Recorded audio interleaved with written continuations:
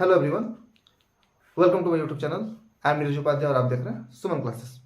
तो पिछले दिन हम लोग कोऑर्डिनेट ज्योमेट्री स्टार्ट किए थे, जिसमें हम लोग डिस्टेंस फार्मूला पढ़ चुके हैं। आज हम लोग क्या करने वाले हैं? आज हम लोग सेक्शन फार्मूला करने वाले हैं। ठीक है, आपको दिखाई दे रहा है सेक्शन फार्मूला। अब चलिए बिना देरी किए हुए हम लोग स्टार्ट करते हैं। ठीक है, तो यहाँ पर देखिए, यहाँ पर एक पॉइंट ए है। ए पॉइंट का कोऑर्डिनेट दिया है -4,2 और एक पॉइंट बी है जिसका कोऑर्डिनेट है 5,3। ठीक है, अब सपोज करते हैं कि अगर दोनों पॉइंट को ज्वाइन करते हैं, एक लाइन बन जाएगा, एक लाइन सेगमेंट बनेगा। और उस लाइन सेगमेंट को सपोज कर लेते हैं कि एक लाइन आया और यहाँ कट कर दिया। ठीक है, जैसे आप एक थ्रेड ले लीजिए, हाथ में एक थ्रेड ले लीजिए। ठीक है ना, 10 सेंटीमीटर का एक थ्रेड ले लिए हम लोग। 10 सेंटीमीटर का थ्रेड ले लिए और मान लेते हैं उसको एक कैंची से काट दिए बीच से, यानी एक लाइन सपोज कर रहे हैं और यहां से हम लोग कट कर दिए। ठीक है ना, यहां से हम लोग कट कर दिए, यानी एक लाइन था वो ए बी को कट कर दिया। ठीक है, कट किया है और किस रेशियो में कट किया? तो एम और एन। रेशियो का मतलब क्या हुआ? जैसे 10 सेंटीमीटर यहां से आप कैंची से काटे हैं, तो सपोज करते हैं कि यहां से यहां का लंबाई 7 सेंटीमीटर हो गया और यहां से यहां का लंबाई 3 सेंटीमीटर हो गया। ठीक है ना, तो ये एम क्या हो गया? एम आपका 7 हो गया और एन क्या है? 3 हो गया। ठीक है ना, 7:3। तो रेशियो जो है वो आपका रेशियो दिया है, यानी आपका कोऑर्डिनेट दिया है। ये लाइन जो कट किया ए बी को, उसका रेशियो दिया है M:N, यानी रेशियो क्या है? आपको रेशियो दिया हुआ है M:N। ठीक है, अब आपसे क्या पूछा जाएगा? तो आपसे क्या पूछा जाएगा? सिंपल सा कि इस पॉइंट का जो ये कट किया है, तो ये पॉइंट का हमको कोऑर्डिनेट निकालना है। तो सपोज कर लेते हैं इस पॉइंट का जो कोऑर्डिनेट है वो x, y है, यानी इस x और इस y का हमको सिंपली सा वैल्यू निकालना है। ठीक है ना, चलिए, तो यहां पर x और y का एक फॉर्मूला बनता है। वो फॉर्मूला क्या बनता है? उसी फॉर्मूला का नाम क्या है? सेक्शन फॉर्मूला नाम है। ठीक है, x का वैल्यू क्या होगा देखिएगा ध्यान से।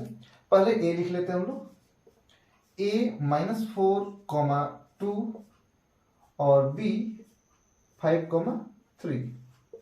ये वाला पॉइंट क्या था? ये वाला x1 है, ये वाला क्या है? y1 है। ये वाला 0.5 जो है x2 है और ये जो है वो y2 है। ठीक है ना, अब हम लोग x का वैल्यू और y का वैल्यू कैसे निकालेंगे वो सिंपल से देखते हैं हम लोग। तो x का वैल्यू, x का जो वैल्यू होगा वो क्या फॉर्मूला होगा? mx2 प्लस nx1, यानी m जो है, क्योंकि हम x निकाल रहे हैं तो बस x का यूज करेंगे, यानी x1 और x2 का यूज करने वाले हैं। तो m पहले है तो वो पहला वाला जो पॉइंट होगा वो दूसरे के संग मल्टीप्लाई होगा और ये दूसरा वाला है वो पहले वाले संग मल्टीप्लाई होगा। और बाई क्या हो जाएगा? बाई m प्लस n हो जाएगा। ठीक है, वैसे सिंपली y जो होगा, क्योंकि यहाँ y का बात कर रहे हैं तो y के साथ बस y का ही काम होगा, यानी m किसके संग मल्टीप्लाई होगा? y2 के संग, यानी m y2 plus n y1 by m plus n। ठीक है ना, ये हो गया। अब चलिए इसको सॉल्व करते हैं, इसको सॉल्व करते हैं सिंपली सा, यानी x का जो वैल्यू होगा वो क्या हो जाएगा? m का वैल्यू क्या है?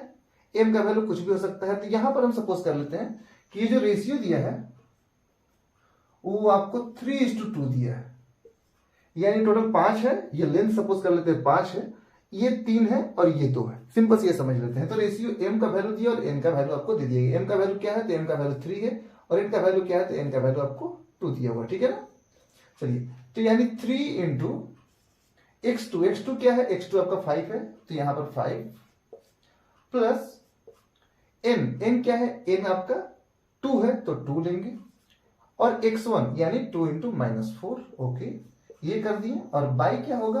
तो बाई m प्लस n यानी 3 प्लस 2, ये हो गया। ठीक है, और y का वैल्यू क्या हो जाएगा? वही सेम चीज, m का वैल्यू और y2 और y1 पुट करेंगे। m का वैल्यू क्या है? 3 है, तो 3 यहां पर पुट किए। y2 का वैल्यू क्या है? तो y2 का वैल्यू 3 है, तो यहां पर हम लोग 3 मल्टीप्लाई करेंगे प्लस पुट किए n क्या है हमारा? तो n आपका 2 है, तो यहां पर 2 पुट किए। y1 क्या है? तो y1 आपका 2 है, तो यहां भी 2 पुट किए बाई m प्लस n यानी 3 प्लस 2।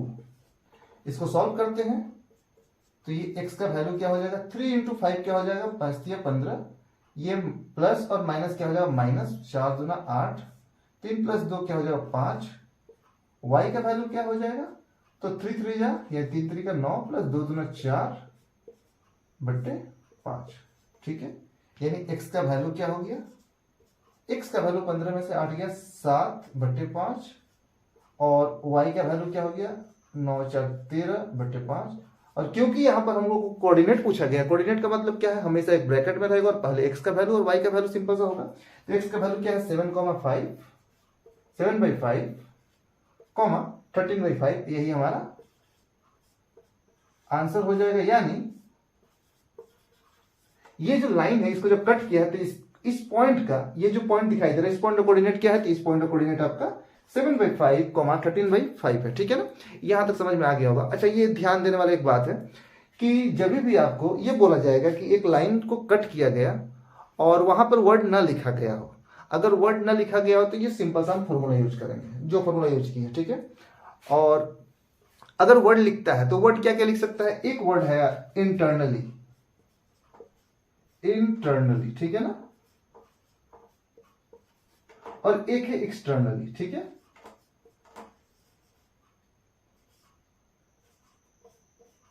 यानी ये जो लाइन है ए बी को इंटरनली अगर लिखता है तो भी सेम फॉर्मूला, अगर कुछ नहीं लिखता है तो भी यही फॉर्मूला, इंटरनली वर्ड लिखता है डिवाइड कर रहा है इंटरनली, यानी इस लाइन को इंटरनली डिवाइड कर रहा है तो भी सेम फॉर्मूला। लेकिन जैसे ही वर्ड लिख देता है कि ये जो लाइन है वो ए बी को एक्सटर्नली डिवाइड कर रहा है, इंटरनली नहीं होके एक्सटर्नली डिवाइड कर रहा है, तो जहां जहां प्लस है, जहां जहां प्लस आपको दिखाई दे रहा है सारे जगह पे हम लोग माइनस लगा देंगे और हमारा वैल्यू निकल जाएगा। Thank you.